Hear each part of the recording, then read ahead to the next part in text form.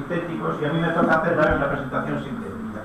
Entonces voy a explicar una investigación que he estado realizando en colaboración con Daniel Garcés de la Escuela Superior Politécnica del Litoral de Ecuador sobre el riesgo volcánico en Teneguía, que es una erupción del año 71.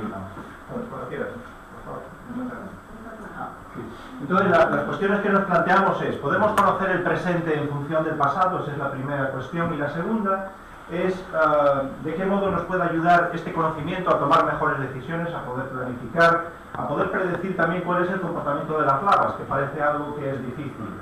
Y por tanto eso también nos permite identificar qué áreas podemos construir y por tanto qué áreas tienen menor riesgo y adaptarnos a ese riesgo. Aquí tenemos la localización del área de estudio, que son las Islas Canarias, unas islas africanas que pertenecen a España, y que la isla de La Palma nos vamos a concentrar en la parte sur, donde se ha producido esta erupción, en este vértice de la isla. La isla tiene 4 volcanes, el volcán Cumbre Vieja es el que está en la parte sur, y todos estos materiales que vemos aquí más oscuros son la última erupción del año 71, una erupción que duró prácticamente un mes, un área deshabitada, sin embargo en la que vemos actualmente cultivos agrícolas de invernadero con estas cubiertas, hay cultivo de salinas, aprovechamiento de salinas también y generadores eólicos.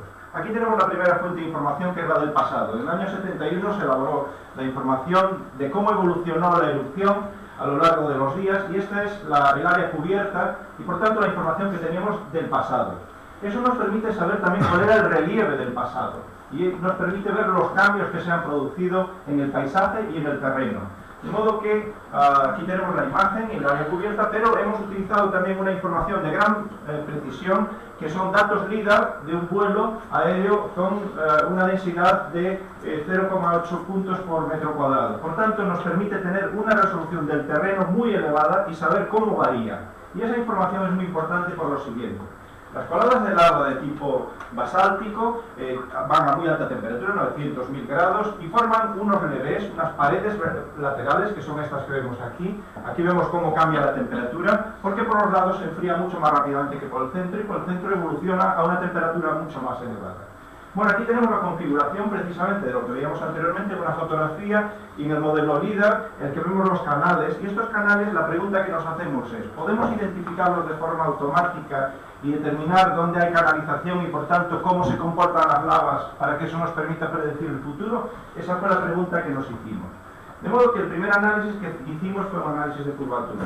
En el análisis de curvatura lo que pretendemos es identificar precisamente los revés, esos muros laterales que limitan dónde están las coladas. Y por tanto, utilizamos 3 tipos de curvaturas que hemos combinado: la curvatura de perfil, que es una curvatura en la que tenemos el terreno y lo cortamos con un plano vertical, y por tanto eso nos permite saber el comportamiento de la velocidad de la lava, es decir, aceleración o deceleración. La curvatura plana, sin embargo, lo que nos permite conocer es convergencia o divergencia de las coladas de lava. Eso es muy importante, porque cuando se produce una colada, esta puede separarse, puede evolucionar en distintas direcciones. De modo que, analizando los datos, obtenemos que este es el análisis de curvatura y decimos: aquí no vemos nada. De modo que, sin embargo, sí ahí estaba la información. Por un proceso de filtrado hemos determinado dónde están los revés, y los revés sí aparecen de forma automática, lo cual es importante para extraer información de gran calidad y con gran precisión. Y esto es una sección de una de las áreas que hemos identificado donde hay un canal, y aquí veis cuál es la forma real ya de estos revés. Veis los muros laterales, los revés, y el canal por donde circulaba a mayor temperatura. Hemos filtrado porque veíamos que había mucho ruido, y sin embargo no estamos cambiando la configuración a pesar del filtrador.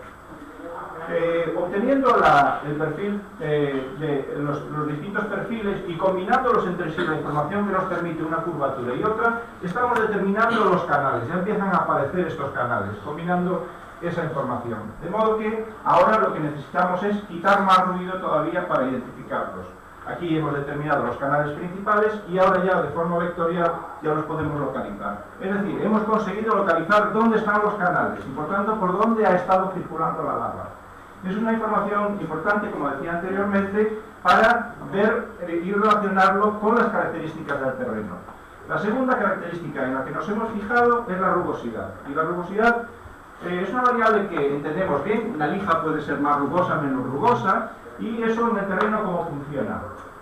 Por tanto, es una variable intuitiva, pero que es difícil de cuantificar. Para ello hemos utilizado tres variables diferentes de cuantificación de esa rugosidad, lo que nos ha permitido tener esta información. Y ahí, si os fijáis, vemos que hay zonas que tienen distinta rugosidad y que es en función del material. Hay una zona que es un cono volcánico en el que hay ceniza, hay otras zonas en las que hay coladas de lava, pero además vemos que las coladas de lava se comportan de forma diferente si están cerca o lejos del cono volcánico. Y eso es importante porque nos permite identificar que la colada cambia de comportamiento dependiendo de por dónde está circulando.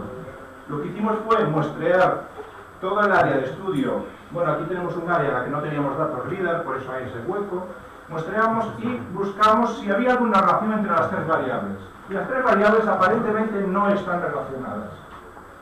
Sin embargo, nos encontramos que hay unas discordancias, que son que el tipo de material y la escala de análisis de las distintas variables nos están también produciendo una mala interpretación de los resultados. ¿Cómo lo podemos resolver? Bueno, aquí tenemos una de las variables de rugosidad. Este es su histograma de frecuencias, vemos que está muy sesgado. Lo que hemos es corregido el histograma, estirándolo y haciendo la saturación, de modo que ahora sí vemos mucho mejor las características de rugosidad y nos permite diferenciar ya muy bien dónde está la ceniza, dónde están las coladas volcánicas y cuál es el comportamiento de las coladas volcánicas. De modo que hicimos una clasificación automática con las tres variables de rugosidad y obtenemos que tenemos perfiles diferentes de comportamiento dependiendo de si la colada está próxima al cono volcánico, si es una colada de ladera o si son coladas costeras de llanura en la que tiene otro comportamiento que es impredecible. Por tanto, como conclusiones, lo que hemos aprendido es que hay ciertos componentes muy importantes de predictibilidad de las lavas.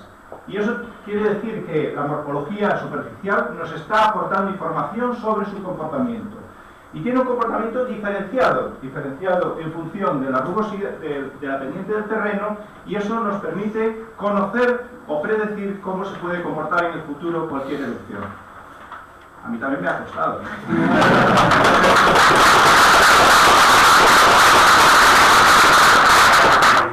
Bueno, pues gracias a todos los que han presentado por el esfuerzo.